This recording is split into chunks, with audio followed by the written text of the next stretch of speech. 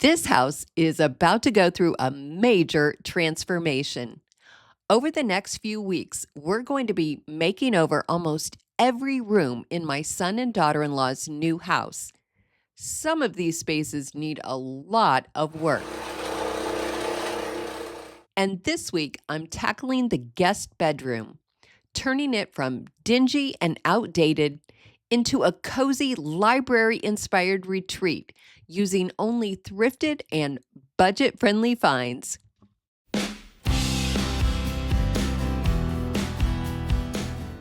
The renovation began with several family members pulling up all the old wall to wall carpet in this 1950s ranch style house.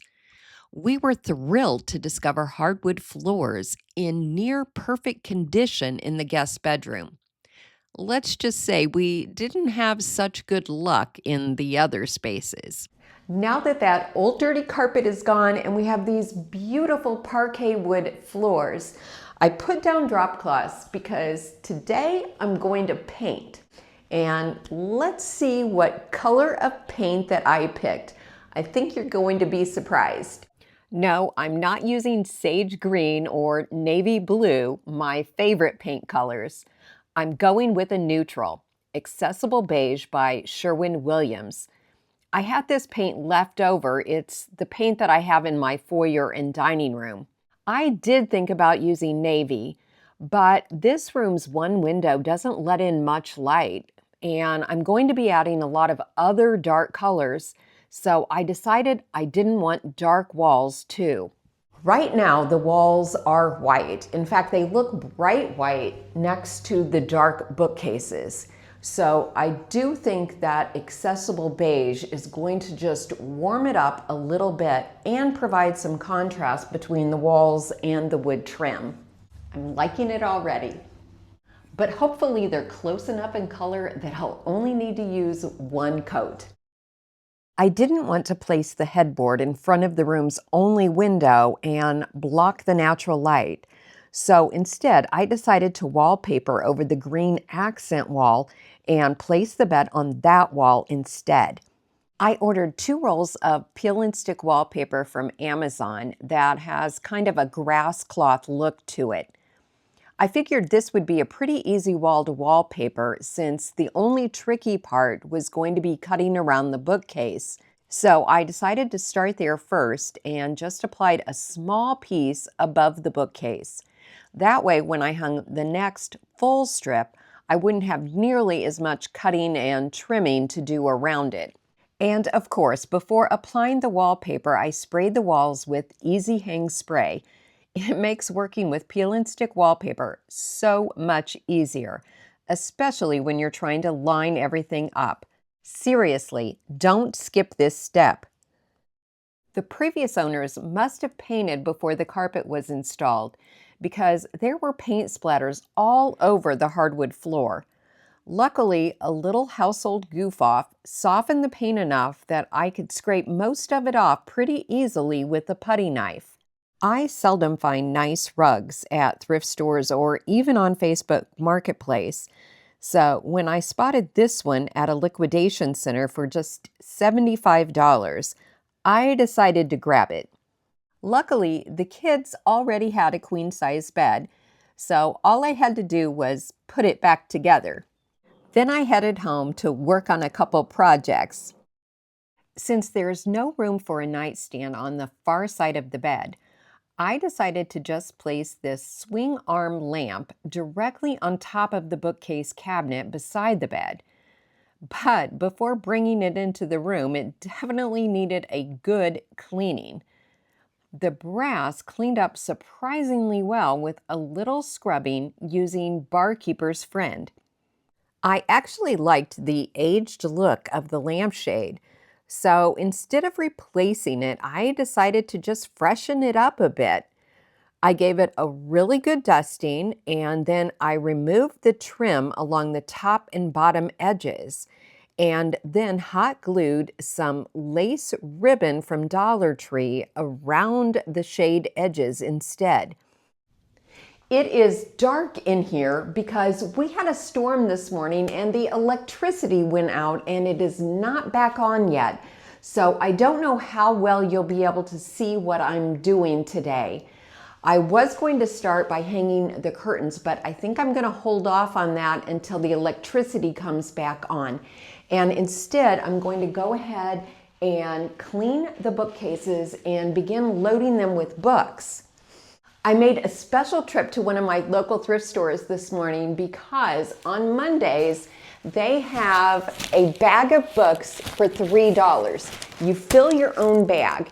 And so I got 5 bags, which honestly is probably not even enough for all of these bookcases. So I may be going back again this afternoon. I hope they don't put a limit on it and not let me get more if I need them. Oh, and I picked up this really nice solid wood bench for $20. Honestly, I'm not sure if there's going to be room for it here at the end of the bed, but I figured if it was too crowded in here, we could use it in the primary bedroom. There were actually 4 shelves in this section, and there were 4 in one of the other sections too, and I just put the extra shelves in one of the cabinets. Just because a certain number of shelves comes with your bookcase doesn't mean that you have to use them all. Oftentimes, if you use them all, the shelves are too close together and then you can't put any large decor. In fact, I may even take a shelf out here or there and just use 2 in some of these. Well, I can't tell if it's clean or not because it's so dark in here, but I'm going to go ahead and start unloading my books.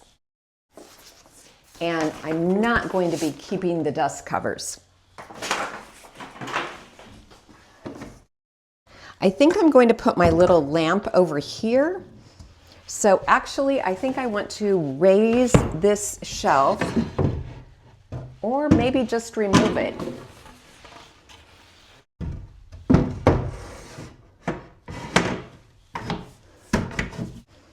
But now the lamp fits in there nicely. And I can put some art and other things there. That's 1 bag. That didn't go very far. 1, 2, 3, 4, 5, 6, 7, 8, 9, 10 books. I couldn't believe I found this little book stand at Goodwill for just $4.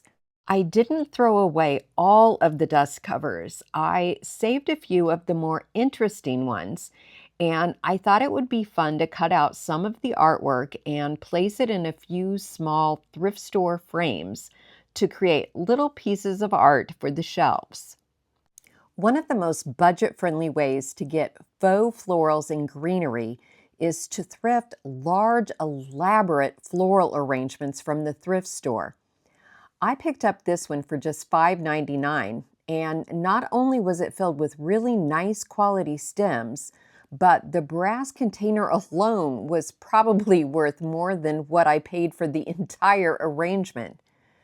To update them, I pull all of the stems out of the styrofoam, spray them with some silk plant cleaner to remove all the dust, and then arrange them into several simple arrangements. Well, the electricity is still not on, so I am going to go ahead and see if I can't hang these curtain rods. These are the drapes that were in my family room before I hung the William Morris patterned drapes in there. And the William Morris drapes, as you know, have been in there for a while. So I've been hanging on to these for a while. I had to figure out the right placement for the curtain rods so the curtains would just touch the floor, but I was having trouble seeing. It really would be nice to have an assistant sometimes. Oh, who am I kidding? All the time. Since I had 4 curtain panels, I was able to extend the curtain rods several inches beyond the window frame, which helps make the window look much larger than it actually is. Well, we have electricity today, so that's a very good thing. And as you can see, I rearranged the bed, and I'm not sure if I like it or not, But I woke up this morning with this idea that I should just use the bookcases as the headboard. I actually had one of my son's old headboards down in the basement that I had drug out of the storage room that I was planning to bring over today. And I don't know if I'm going to get it or not. I will say that with the bed against this wall, the room definitely feels more spacious. But I really didn't like how crowded it was over here. You only had room for a nightstand on one side, which wasn't that big of a deal because you could use the bookcases as a nightstand, which was what my plan was, which was why I put that little lamp there. But I didn't like that you couldn't really get in the bed from this far side. And it would also be hard to make the bed because you wouldn't be able to get in from this side. So this drastically shrinks the room, but it's a guest room. So you don't really need a lot of extra space. And I just really love the statement that the bed makes now when you walk into the room. So I've scooted the bed back and forth. This is the exact center. So if I centered the bed under here, I could hang a piece of artwork on this, which I think would look really cute. The problem is when I center the bed here, this little walkway is very narrow. So I think I am not going to center it here. Instead, I'm going to center it with this section of the bookcases. I got this comforter for $35 at a liquidation center that we have here in town. If you live in a mid-size or large city, then chances are there's a liquidation center near you. What they are stores that buy returns to retailers like Wayfair and Target. And so then they offer those goods at a discounted price. Some of the merchandise is damaged, but honestly, most of it is in perfect condition. So you can get some really good deals there. These little pillow covers were also from the liquidation center, and they're Nautica, and I got them for just a couple dollars. So now I will have room to put the bench at the end of the bed, which will also hide the box springs since I don't have a dust ruffle. Now I can put the small lamp over here because there's a hole in the cabinet, so the cord can reach the outlet inside. I also came across these herringbone pattern pillows that I thought were perfect for the library theme. It's getting dark again outside, so we may be getting more rain today. But I did pick up a few more books and a few more small decor items at the Habitat Restore, so I think I can go ahead and finish the shelves now. My Restore usually doesn't put prices on things, so I just take a bunch up to the counter and then they kind of give me a bundle price. This was my favorite find at the Restore. I like that the glass is green, but then the plate has a little red on it. This little cabinet was actually in the living room of the kids' previous home, but I thought I'd try it here next to the window. So when I went to the Habitat Restore, I actually went there looking for a small round table to put next to the chair in the corner, which they didn't have. It's actually very hard, I think, to find round tables. But they did have this fabulous vintage desk, which I am in love with. I would totally keep it if I had any place for it. But I think Madison is going to be really surprised, and I think she's really going to love it. And I got it for $25. And I got this little table plus a bunch of other small home decor for an additional $20. I thrifted this chair at Goodwill for $3.99. It's so pretty, but the caning is broken. But with a cushion on, you can still sit on it just fine. And I also thrifted this vintage wastebasket for $2.99. I had been hoping to thrift a stained wood mirror for this room, but since I never found one, I decided to use this black mirror that I had in my basement storage. I also brought in this chair from my basement to create an additional sitting spot in the room. And I thrifted this great floor lamp for just $4 to provide some additional lamplight. It even came with a really nice pleated lampshade. The only thing that was really giving me trouble was figuring out where to place a small table next to the chair. No matter how I arranged the three pieces, everything just looked a little off. But once I moved the chair and lamp over beside the bookcase, the arrangement suddenly seemed to fit the space much better. Although I love vintage decor, I've never really been a fan of that dark bronze hardware that was popular back in the 1970s. So to update the bookcase cabinets a bit, I ordered some brass-looking handles from Amazon to replace the old ones on the doors. Then, to really dress up the bookcases and give them more of that cozy library feel, I purchased 4 rechargeable picture lights to attach above each section of shelving. But since I didn't want to drill holes into the wood trim, I had to figure out another way to install them. In the end, I was able to attach them by angling the screws into the top of the bookcase instead. What I love about these specific lights is that they're magnetic, so they're really easy to remove whenever the batteries need to be recharged. Now, for those empty walls. I thrifted a few wood picture frames that I plan to use as pieces of wall art. Since Spencer and Madison have 2 cats, I framed a note card that one of my viewers sent me featuring a cat sleeping on a bookshelf.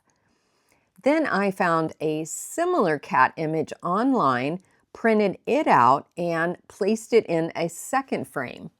I also thrifted this large owl print for only $4.99. For a moment, I was tempted to keep it and add it to the bird gallery in my stairwell. I first hung it above the chair, but then I rearranged the artwork after finding this large oil painting at the thrift store for only $19.99. I loved how all the blue tones coordinated with the room. To style the desk area, I hung a few small thrift store art pieces next to the mirror and moved the small brass lamp to the desk. Then to add some height, I placed a few tall faux stems in a thrifted vase. And then to replace the brass lamp next to the bed, I thrifted another small lamp, this one with a glass shade. And now let's see what Madison and Spencer think of their new guest bedroom. Wow. Oh, I love it. I like the bed here.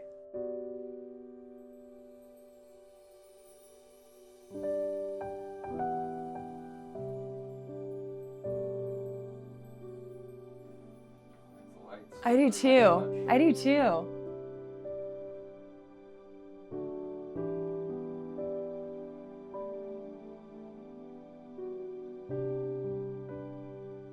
Oh, I love this chair too. I love the lamp. I love this lamp. Oh, I like the cat picture. That's cute. It almost gives me like an old school football slash outdoors club. It's very like Ralph Lauren.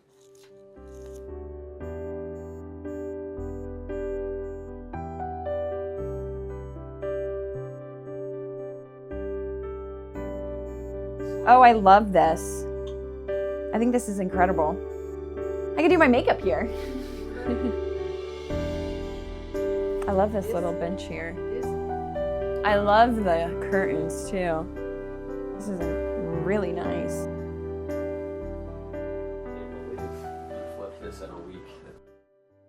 Thanks so much for watching today, and I hope you'll come back next week as I tackle another room in this very challenging ranch reno. And if you missed the living room makeover in Spencer and Madison's previous home, I've linked it here for you.